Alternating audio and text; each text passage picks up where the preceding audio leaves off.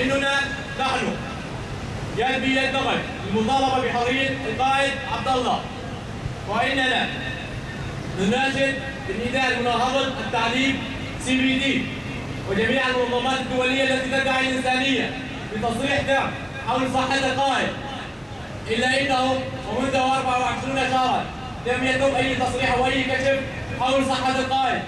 ما الذي ننتظره نحن؟ ما الذي ننتظره؟ يجب أن نكون أصحاب موقف يوما كل يوم، وأن نجدد الثورة كل ثانية. ما الذي ننتظره للمطالبة بالحرية؟ يجب أن نسعى وراءها نحن. ومن هنا نقول للعالم أجمع إن فكر وفلسفة القائد عبد الله جلال هو الطريق نحو الحرية ونحو الأمل، وكلنا نناشد جميع الدول المطالبة بحرية القائد، إلا إننا ومن هنا ونقول إن هذه المؤامرة التي قامت على القائد نرفضها بشكل تام.